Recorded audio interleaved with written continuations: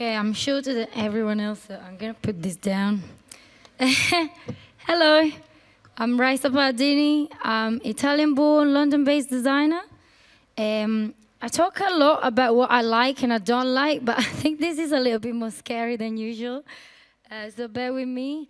I've never been too good at preaching about myself, and that's why I create design as an express of who I am. Probably to rant about something, I guess.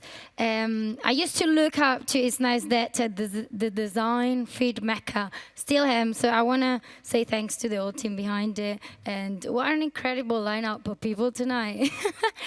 Right, moving on. I started drawing when I was a kid. That was my first self-portrait, blonde.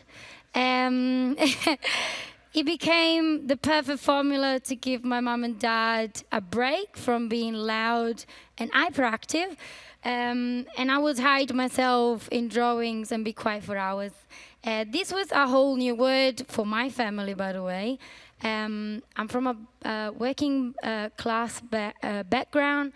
My family doesn't know anything about art or design, and is a very unpretentious family who tried to understand what I was doing for years until they finally attended my first solo exhibition in 2020, and they finally get it.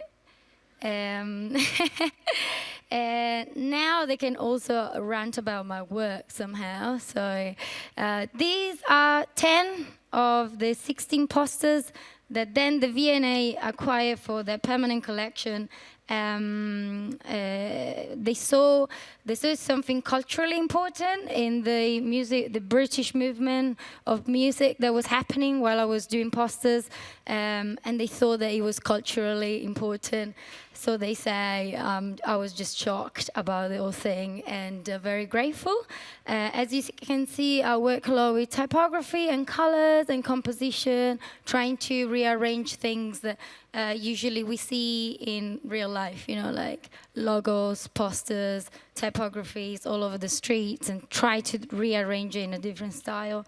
But yeah, how did I get to work into music, at least, you know, at first? I studied graphic design in Milan, and I wasn't into the academic student, and I traded my time for design and music. Back then, I didn't know that music and design could work together. I felt extremely challenged when it came to choose one or the other for a living. I moved to Berlin for my first studio experience, where I had to try and speak German on the job, and after ordering 10,000 books over the phone with a printer instead of 100, I thought it was time to move to another country where I could actually speak the language and understand the people. So it was time for London, the place I call home now. But initially, London pushed me away from design for a long time. I joined a band and went on tour instead. I was trying to make it with the music, obviously a very profitable industry, so everyone was very happy about my decision. I still remember when we added an extra gig on the Italian leg of the tour.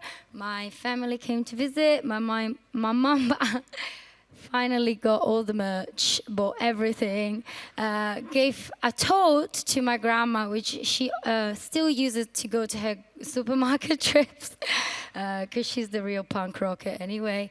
I started working in music and I didn't want to go back to design. I only mention this because designers who start a career very early and are very successful are extremely lucky, and design can come and go at different times of our lives. We shouldn't put too much pressure on age, and it's something that this industry does a lot. So just making a point, by the way. I then joined music sales and omnibus press and got my skill back as a designer. I started to do a lot of books. Some of them are here at the bottom. They offered me an internship. I accepted. It was my third internship, and I really wanted to work in music and design for the first time. So I really worked hard on the third internship to try to be promoted very quickly. I started to feel like a designer again, and I was back in the game. But moving on to, this slide at the bottom, there are two of the book covers I loved doing the most with them. Some of the posts that I've done with other bands all around the world. Also, knowing me, I got bored very quickly. That always happened. I wanted to move out of London for a bit, leave my band. I met my partner in Glasgow. I left everything behind and moved. Someone knows him? Left everything behind and moved after 6 months. My plan was to go freelancer with a backup plans of going back to uni and study politics, but thank God that didn't happen. So that was me 4.5 years ago. The music industry was the only industry at first that would give me projects to do. So without them, I wouldn't be here. I didn't have a solid portfolio. I was begging everyone I knew, and I finally got some work in.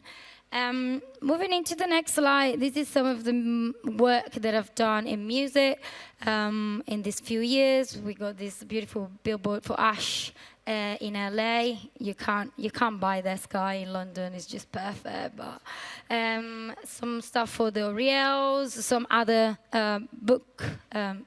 record covers, and some merch. So that was what I was doing for the first couple of years.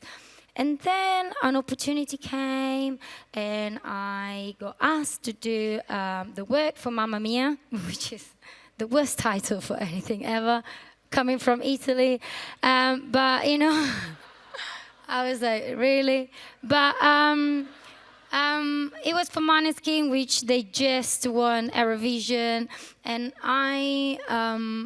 they wanted a bespoke type. Type has become quickly very important in the music industry, because I think we were talking with Jack about this earlier. Having a photo of the band, having a photo that is very striking with the type is really what is just perfection in visual for me and for a lot of different artists.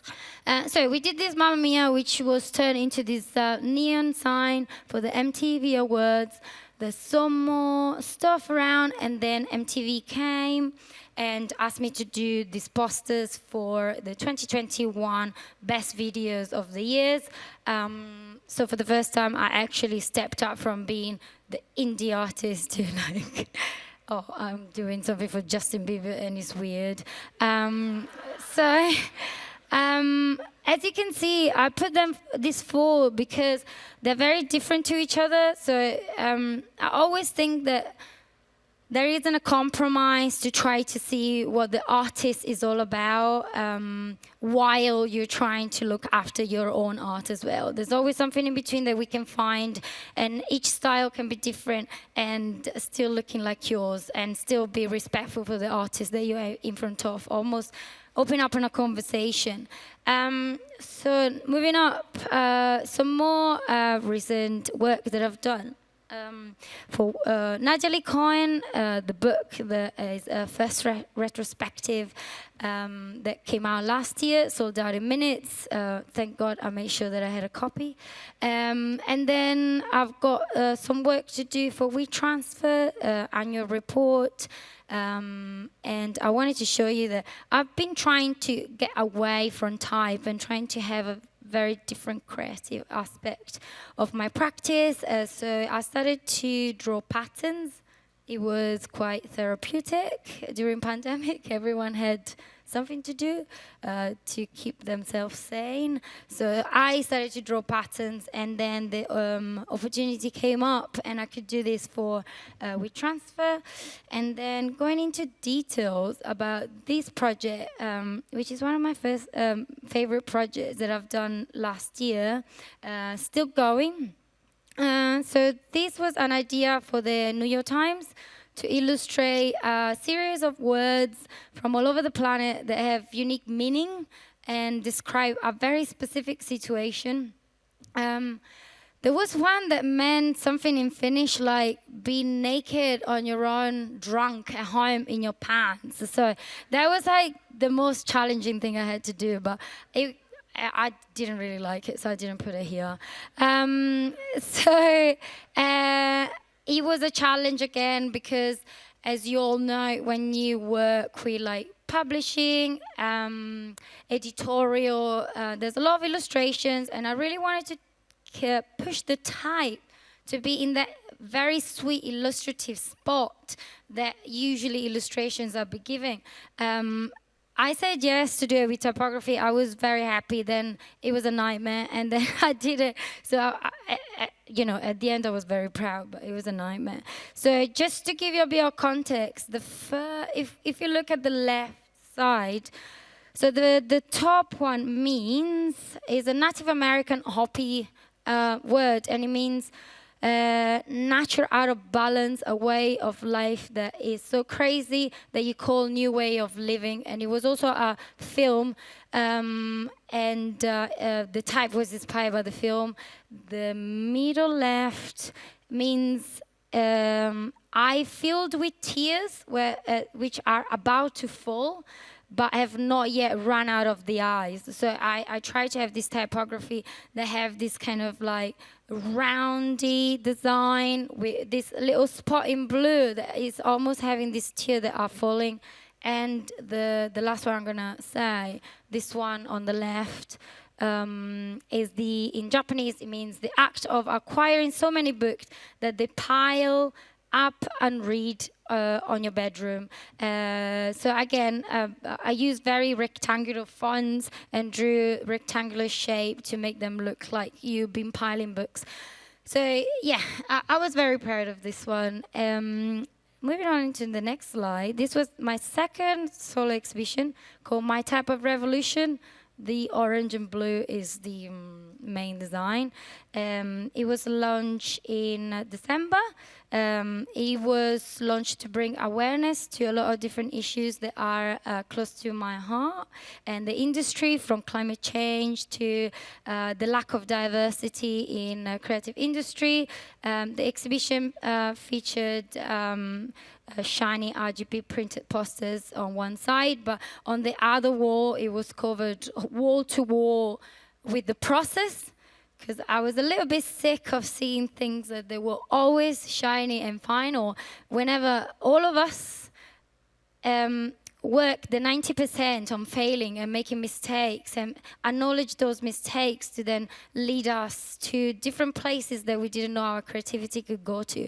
So I didn't want to be yet another designer that was just showing the final process. I wanted to show what I was doing. And I invited universities and I invited students to see this, because it's beautiful to be vulnerable and it's amazing to acknowledge that. And I think that it could be quite toxic just to promote that everything is perfect. So I think this came after pandemic. Obviously, every one of us had a little bit of a rethink, rejuggle into our practice, try to do our job better and trying to look after the community in a different way compared to what we were doing before. It was a time of thinking and a lot of boredom as well. But so from this on, I started to also give free mentorship programs to students every Fridays. I started to work 4 days a week because it was good for my mental health. And I'm as productive as I was when I was working 7 days a week, so good news. I started to do these mentorship programs, and I started to know a lot about younger people, and we had a lot of conversation. I believe that as much as I was giving them my free times, they were giving me back so much. And it's so beautiful to see that the community can be so healthy and push the competition away from what we actually are. My last project I'm going to show you, this is me with a very non-alcoholic drink, but it looks glam.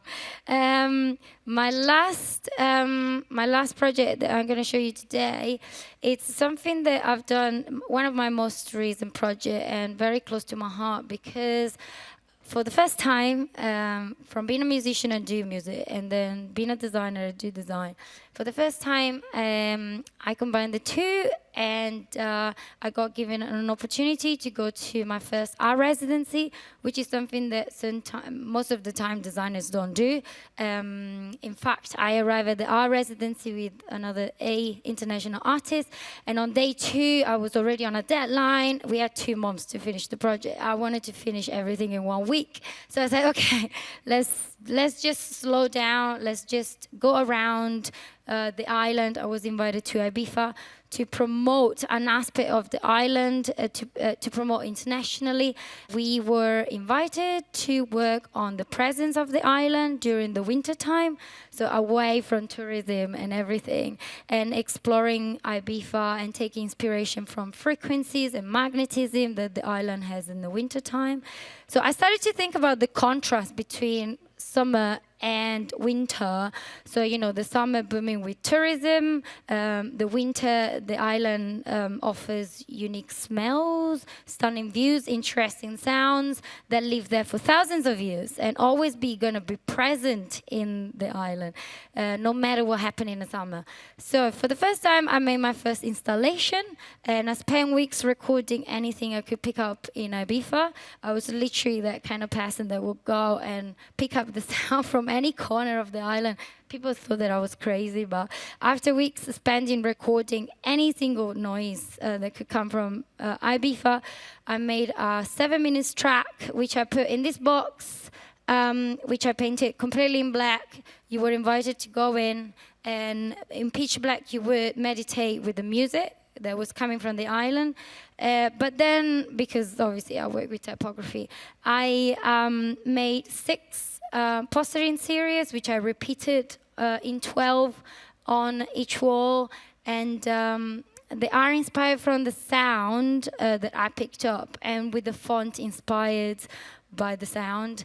And it was almost like promoting a club.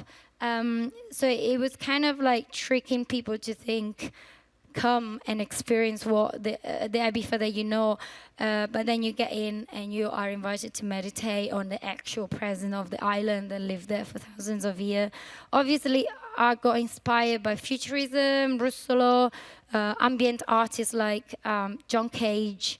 So yeah, I mean, this came a long way from when I started, but the reason why I put this as a last is because if you have a vision, if you're creative, I feel like there's a lot of curiosity coming out of your practice every day, and there's a lot of clients, a lot of requests, and the way that we shut down this request and we even think about ourselves too much or the client too much, that's neither good. We can always find a way, like I say, in the middle to make the best project for all by putting new inputs and by challenging us to do something new, just by saying yes and try and try and try. So I'm gonna leave you with the first slide again. I want to say thanks to Isnesta. It's been a very great evening. I loved seeing everyone else's speaking. So thank you so much.